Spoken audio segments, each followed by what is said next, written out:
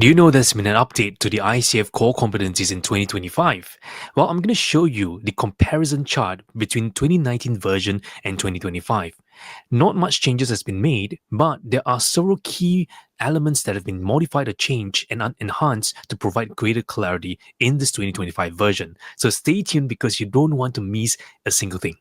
Now, one of the interesting things that has happened in this is that there have been some changes and modification. And I like that the ICF has introduced 5 new sub-competencies across the core competencies and an overall 11 existing updates to the sub-competencies itself. Although there's no major change to any of the competencies or no new introduction of any main competencies, but the updates provides greater clarity and also greatest awareness and greater affirmation of what the entire industry has been through over the last 5 years.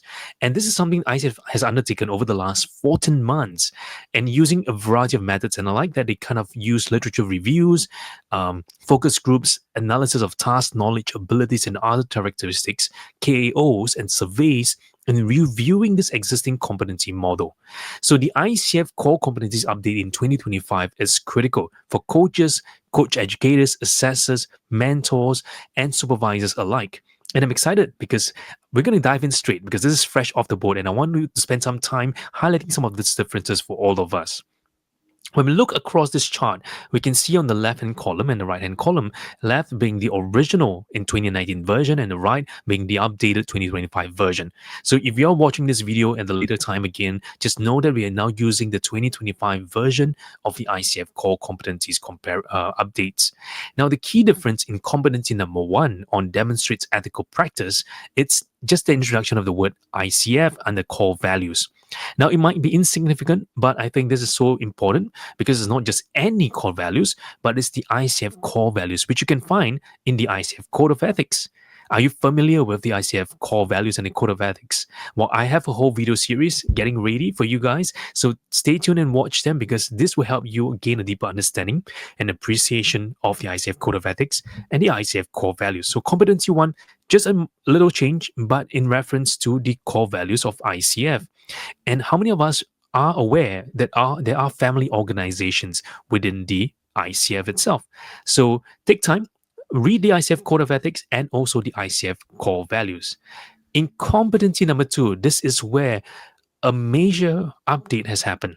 Across all the other competencies, competency number 2 has one of the biggest updates. Regarding the definition, with the introduction of this few phrases saying engages in ongoing personal and professional learning and development as a coach, works with coaching supervisors and mentor coach as needed, develops and maintains a mindset that's open, curious, flexible, and client-centered. So the key idea here is there's been an update to how or what exactly is a coaching mindset and how do we actually do it.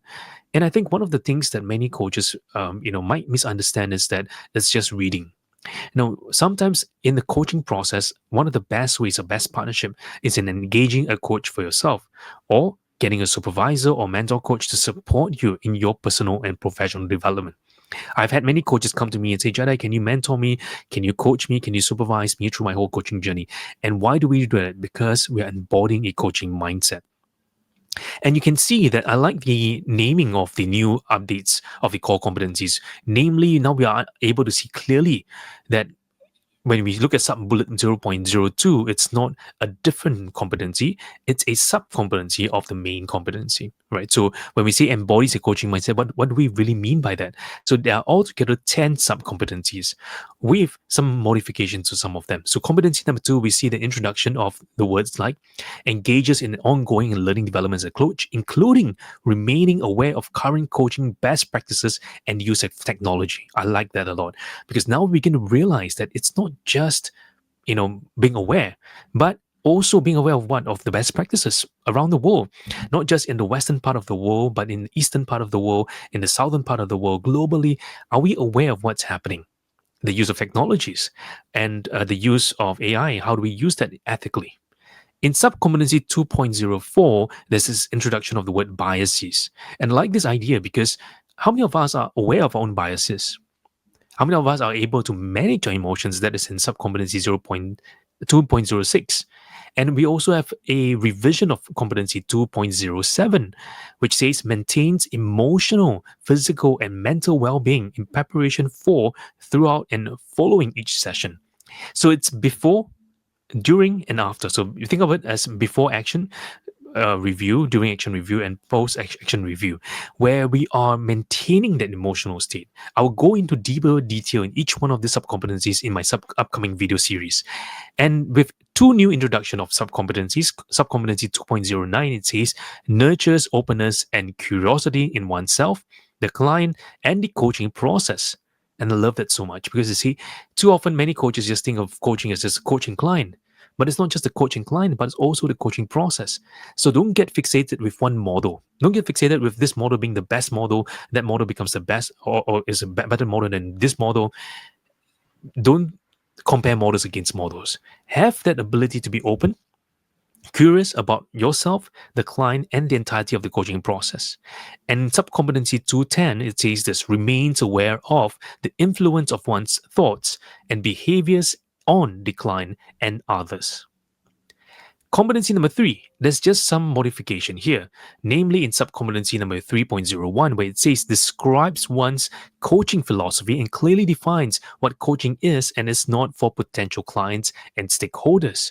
So you notice this key phrase here where it says that describing one's coaching philosophy. And I like that because all of us may take on different coaching philosophy and different ideology. Some of us believe in ontology. Some of us believe in anthropology, humanistic studies. Some of us may believe in different sciences or of psychology. And our own coaching philosophy, for example, in one of my schools called Ikigai, we focus on the Ikigai part of the individual, or Wabi Sabi. So, what is your own coaching philosophy? Well, in Brave Your Story, I believe that everyone has a story and a story worth telling. That is my coaching philosophy. So think about what is your own coaching philosophy, and are you able to define what coaching is and is not to engage your clients and stakeholders? There is also another introduction in Competency 3.02 with the inclusion of including commitment to working towards the coaching goals. Because too often we set goals, lofty goals, exciting goals, but is there the willingness? Is there the space for people to say, hey, you know what? I want to do it. Not I have to do it. I get to do it and I must do it. Right. So the commitment towards the goal is important. There is also in Sub-Competency 311 where there's a enhancement to the phrasing where it says partners with client to close the session, not to end, because sometimes we think of ending as the end, but closing this session and preparing for the next that respects the client and the coaching experience. I love that so much.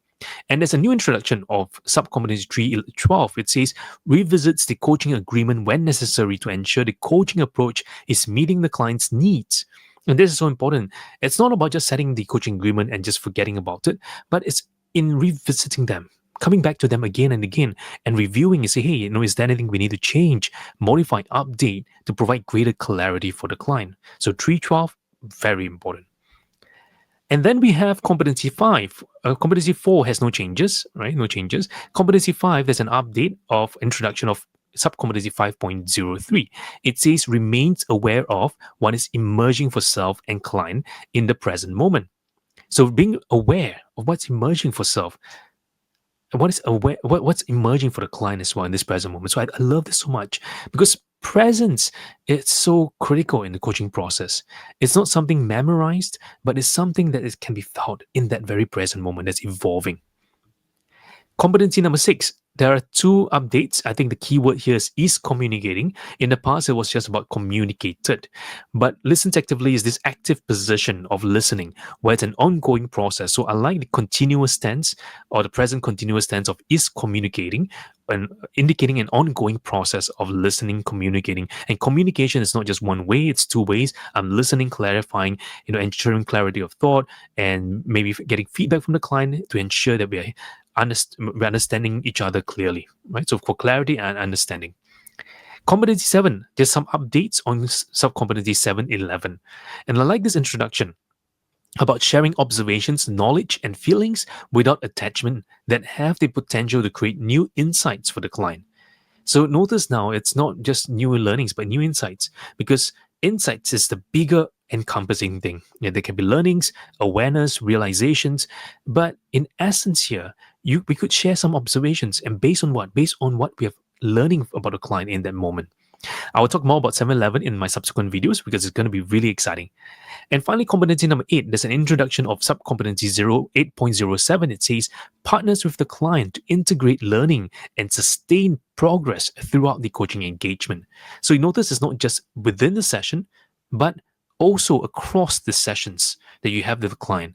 So something that can be sustained, and I call this the habit change or micro habit shift. In order for the client to take on new actions and new transformation, they need to have a way to create sustainable change. And we call it tiny habits. Some of us use atomic habits, micro habits, but something that's sustainable for them to keep them going, keep their drive going, whether it's an intrinsic motivation or extrinsic motivation, but it's that inner commitment and willingness to move forward. And finally, competency 8.8. And this is something that I was discussing with the team earlier, whether do you want to use the word celebrate, because celebrate feels a bit strange in different cultures, right? We use celebration for certain key moments or seasons of life. And I like the word acknowledge. Acknowledges it's a more respectful, more professional way of acknowledging the client's progress with love, sincerity, and allowing the client to feel seen, heard, felt, loved in the coaching process, to acknowledge the progress, learning, and successes. So that is a quick overview of all the different updates that we have in this current version of the ICF 2025 version. And I think one of the exciting things in this new version as well is that there is a glossary of terms which brings greater clarity to what ICF mean by different words in the competencies. So stay tuned because I have a whole video series getting ready for you to review and watch and to discuss and go deeper in as we explore the ICF Core Competencies 2025 update.